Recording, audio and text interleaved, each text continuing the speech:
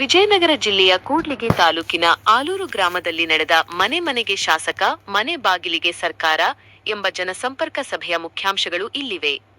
ಶಾಸಕರ ಎಚ್ಚರಿಕೆ ಮತ್ತು ಕರೆ. ಶಾಸಕ ಡಾ. ಎನ್.ಟಿ.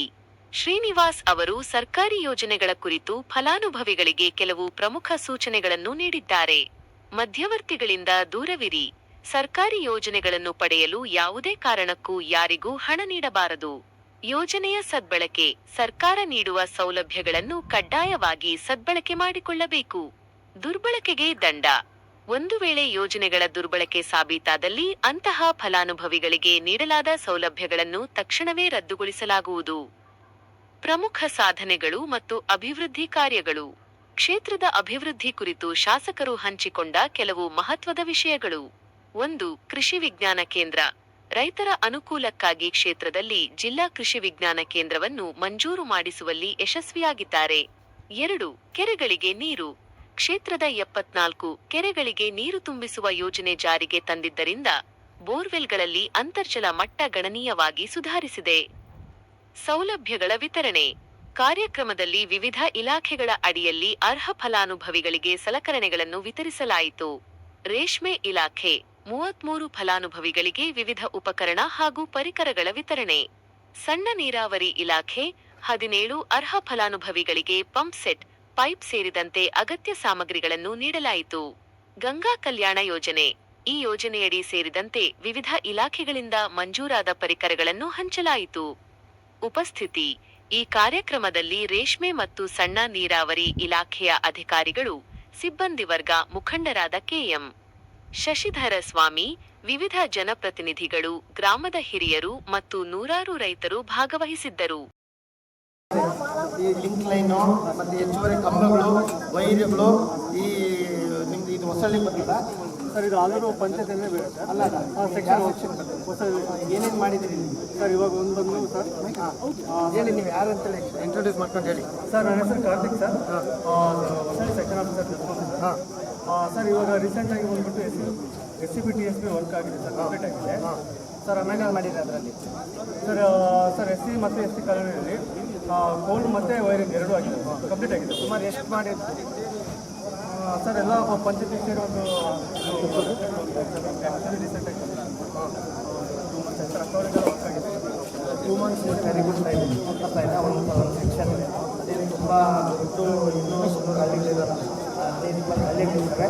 ಈಗ ಪ್ರತಿಯೊಂದು ಸೆಕ್ಷನ್ನಲ್ಲಿನೂ ಸುಮಾರು 150-200 ಹೆಚ್ಚು ಕಂಬಗಳು ಬಂದಿದ್ದಾವೆ ಅಂತ ಆಯ್ತಾ. ಮತ್ತು ವೈರ್ಗಳು ಬಂದಿದ್ದಾವೆ, ಮತ್ತು ಲಿಂಕ್ ಲೈನು ಎಲ್ಲ ಮಾಡ್ತಾ ಇದ್ದೀವಿ ಆಯಿತಾ. ಈ ವರ್ಷ ಇನ್ನೂ ಹೆಚ್ಚಿನ ಕೆಲಸ ಮಾಡ್ತೀವಿ. ಮತ್ತು ಪ್ರತಿ ಇವತ್ತು ಎಲ್ಲ ಕೊಡ್ತೀನಿ ಅರ್ಜಿಗಳಿಗೆ ಅಂತ ಆಯ್ತಾ.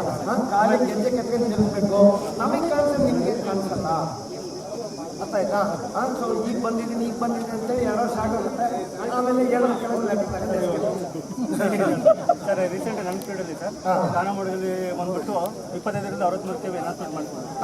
ಆಮೇಲೆ ಅದನ್ನು ಹೇಳಿ ಕಾನಮೋಡದಲ್ಲಿ ಈಗ ಎಷ್ಟು ಟಿಸಿಗಳು ಹಾಕಿದ್ದೀರಿ ಸರ್? ಟೋಟಲ್ ಆಗಿ ನನ್ನ ಸೆಕ್ಷನ್ 3 ಹಾಕಿದ್ದೀನಿ ಸರ್. ಒಂದು ಹೊಸಳ್ಳಿಯಲ್ಲಿ 63ರಿಂದ 100 ಮಾಡಿದ್ದೀನಿ ಸರ್.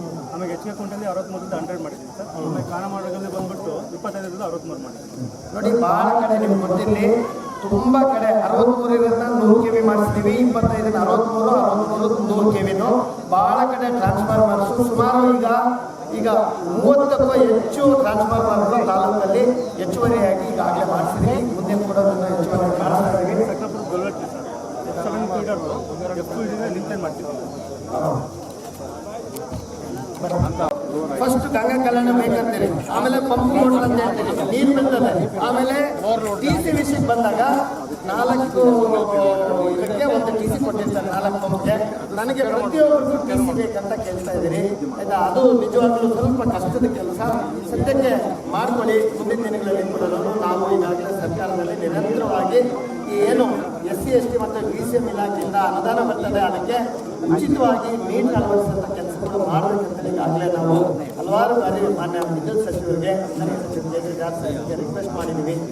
ಯಾಕೆಂದರೆ ಅಟ್ಲೀಸ್ಟ್ ಮೀಟರ್ಗಳು ಹಾಕ್ಕೊಂಡ್ರೆ ಈ ಏನೋ ಥೆಫ್ಟ್ ಮಾಡ್ತಾರೆ ಅದು ಸ್ವಲ್ಪ ಕಡಿಮೆ ಆಗ್ತದೆ. ಮತ್ತು ವಿದ್ಯುತ್ ಕೂಡ ನಾವು ಗೃಹಜನತೆಯಿಂದ ಫ್ರೀಯಾಗಿ ಕೊಡ್ತಾ ಇರೋದ್ರಿಂದ ಅದು ಕೂಡ ಸದುಪಯೋಗ ಮಾಡ್ಕೋಬೇಕಂತೇಳಿ. ಮತ್ತು ಅದಕ್ಕೋಸ್ಕರ ಈ ಸದ್ಯಕ್ಕೆ ಅದು ನನಗೆ ಭಾಳ ಒತ್ತಡ ಇರುತ್ತೆ. ನನಗೆ ಇಂಡಿವಿಜುವಲ್ ಟಿ ಸಿ ಕೊಡ್ತಿದ್ದೀನಿ, ಅದು ಸ್ವಲ್ಪ ಕಷ್ಟ ಆಗ್ತಾ ಇದೆ. ಮುಂದಿನ ದಿನಗಳಲ್ಲಿ ಅದಕ್ಕೂ ಕೂಡ ಯಾಕಂದರೆ ನಾನು ಹೇಳಿದೆ, ಈಗ ಲಿಂಕ್ ಲೈನ್ ಮಾಡಿಸ್ತಾ ಇದ್ದೀವಿ, ಟ್ರಾನ್ಸ್ಫಾರ್ಮರ್ ಕೆಪಾಸಿಟಿ ಎಲ್ಲ ಸಬ್ಸ್ಟೇಷನ್ಗಳಲ್ಲಿ ಟ್ರಾನ್ಸ್ಫಾರ್ಮರ್ ಕೆಪಾಸಿಟಿ ಜಾಸ್ತಿ ಮಾಡಿಸ್ತಾ ಇದ್ದೀವಿ. ಮತ್ತು ಈಗಾಗಲೇ ಮೊನ್ನೆ 11 ಜನ ಹೊಸ ಲೈನ್ಮೆನ್ಸ್ ಕೂಡ ನಮ್ಮ ತಾಲೂಕಿಗೆ ಹೊಸದಾಗಿ ಮತ್ತೆ ಲೈನ್ಮೆನ್ಸ್ ಕೂಡ ಬಂದಿದ್ದಾರೆ. ಸೊ ಎಲ್ಲ ಈಗ ನನಗೆ ಖುಷಿ ಏನಪ್ಪ ಅಂತಂದರೆ, ಯಾರು ಕೆಲಸ ಮಾಡೋಕ್ಕೆ ರೆಡಿ ಇರಲಿಲ್ಲ ಮುಂಚೆ ಕೂಡ್ಲಿಗಿ ತಾಲೂಕಲ್ಲಿ.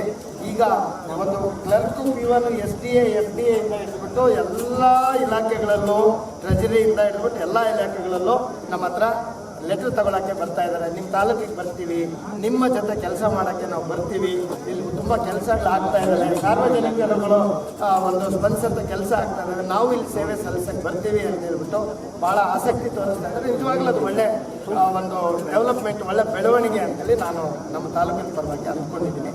ನೋಡೋಣ. ಯಾಕೆಂದರೆ ನಾವು ಹೆಂಗೆ ಈಗ ಎಲ್ಲ ರೀತಿ ಒಂದು ವಿಶೇಷ ತಂಡ ಮಾಡಿ ಎಲ್ಲೋ ದಲ್ಲಾಳಿಗಳು, ಮಧ್ಯವರ್ತಿಗಳ ಹಾವಳಿ ಇದ್ದಂಗೆ ನೇರವಾಗಿ ₹1 ಖರ್ಚಾಗ್ದಂಗೆ ಏನು ಸಿಗೋಂಥ ವ್ಯವಸ್ಥೆ ಮಾಡಿದ್ವಿ. ಅದೇ ರೀತಿ ಒಂದು ಟಾಸ್ಕ್ ಫೋರ್ಸ್ ಮಾಡಿ ಇದನ್ನು ಎಲ್ಲೆಲ್ಲಿ ಕೊಟ್ಟಿದ್ದೀವಿ, ಎಲ್ಲೆಲ್ಲಿ ಉಪಯೋಗ ಆಗ್ತಾ ಇದೆ, ಎಲ್ಲೆಲ್ಲಿ ದುರುಪಯೋಗ ಆಗುತ್ತೆ ತಿಳ್ಕೊಳ್ಳೋದು ಕೂಡ ಒಂದು ಕಮಿಟಿ ಟಾಸ್ಕ್ ಫೋರ್ಸ್ ಮಾಡಿದ್ದೀವಿ. ಸೊ ನೀವು ಸತ್ಯನ ಮುಚ್ಚಿಡೋಕ್ಕಾಗಲ್ಲ ಅಂತ, ಯಾರು ಅಂಥ ಕೆಲಸ ಮಾಡಬಾರ್ದು ಅನ್ನೋದು ನಮ್ಮ ಆದೇಶ ಮತ್ತು ಮನವಿ. ಸೊ ಇದಕ್ಕೋಸ್ಕರ ಯಾಕೆಂದರೆ ತಾಲೂಕಲ್ಲಿ ನಾವು ಒಂದು ಬಡವರಿಗೆ ಎಲ್ಲ ರೀತಿ ಎಲ್ಲ ಬಡವರಿಗೆ ಯಾರ್ಯಾರು ವರ್ಷದಿಂದ ಮತ್ತು ತುಂಬ ಬಹುಮುಖ್ಯವಾಗಿ ನೀವು ಕೋತಿ ಆಂದೋಲನದಲ್ಲಿ ಭಾಗವಹಿಸಿ ಎಲ್ಲರೂ ಕೋತಿ ಮಾಡಿಸ್ಕೋಬೇಕು. ಇನ್ನೂ 1000 ಗಂಡ ಕಲ್ಯಾಣ ತರೋಕ್ಕೆ ನಮ್ಗೆ ಅವಕಾಶ ಇದೆ. ಅದಕ್ಕೋಸ್ಕರ ಎಲ್ಲೋ ತಗೊಂಬರ್ತೀರಿ, ಆಮೇಲೆ ಇಲ್ಲ ನನ್ನ ಹೆಸರು ತಪ್ಪಾಗಿಬಿಡುತ್ತೆ, ನಮ್ಮ ಹೆಂಡತಿ ಹೆಸರು ಕೊಡಿ, ನಮ್ಮ ತಮ್ಮನ ಹೆಸರು ಕೊಡಿ, ನಮ್ಮ ಅಜ್ಜಿ ಹೆಸರು ಕೊಡಿ, ನನ್ನ ಮಗಳ ಹೆಸರು ಕೊಡಿ ಅಂತ ಬರ್ತೀರಾ ಚೇಂಜ್ ಮಾಡಿಸ್ಕೊಂಡು. ಅದು ನಿಮ್ಗೆ ಗೊತ್ತು, ಫಸ್ಟ್ ಆದೇಶ ಮಾಡಿಸ್ಕೊಂಡ್ಬಿಡ್ಬೇಕು, ಆಮೇಲೆ ಚೇಂಜ್ ಮಾಡ್ಕೋಬೋದು ಅಂತೇಳಿ. ದಯವಿಟ್ಟು ಇದೆಲ್ಲ ನೇರವಾಗಿ ನಿಮಗೆ ಮಾಡೋದಕ್ಕೆ ಮಾಡ್ಕೊಳ್ಳಿ. ಅಣ್ಣ ತಮ್ಮಂದ್ರ ಕಾಲನ ಕಡಿಮೆ ಮಾಡ್ಕೊಳ್ಳಿ, ಆಯಿತಾ? ನಿಮ್ಮ ಏನು ಜೀವನನ ಒಳ್ಳೆ ರೀತಿ ರೂಪಿಸ್ಕೊಳ್ಳಿ ಅಂತೇಳಿ ನಾನು ಮನವಿ ಮಾಡ್ತೀನಿ. ಬಾಯ್.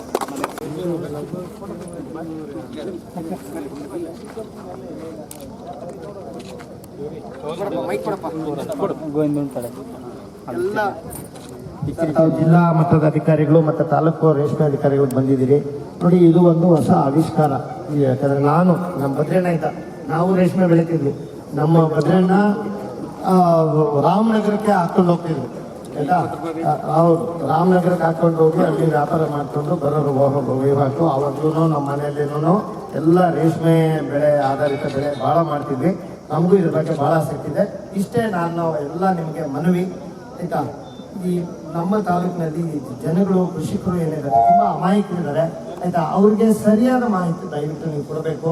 ಆಫೀಸಿಗೆ ಬಂದಾಗ ಆಗಿರ್ಬೋದು, ನಿಮ್ಮ ಸಮಯನ ಅದಕ್ಕೋಸ್ಕರ ಬಂದಿರ್ತಾರೆ ಅವರು. ಸ್ವಲ್ಪ ಕೂರಿಸ್ಕೊಂಡು ಸರ್ಕಾರದಿಂದ ಬರೋಂಥ ಸೌಲಭ್ಯಗಳ ಬಗ್ಗೆ ನಿಖರ ಮಾಹಿತಿ ಮತ್ತು ಆ ಬೆಳೆನ ಅವ್ರಿಗೆ ಅವರು ಆರ್ಥಿಕ ಜೀವನ ಇನ್ನೊಂದು ಸ್ವಲ್ಪ ಉತ್ತಮಪಡಿಸ್ಕೊಳ್ಳೋಕ್ಕೆ ಸರಿಯಾದ ಮಾಹಿತಿನ ತಾವುಗಳು ಕೊಡಬೇಕು. ಉಡಾಫೆ ಉತ್ತರ ಆಗಲಿ, ಇಲ್ಲಾಂದರೆ ಸುಳ್ಳು ಮಾಹಿತಿ ಆಗಲಿ.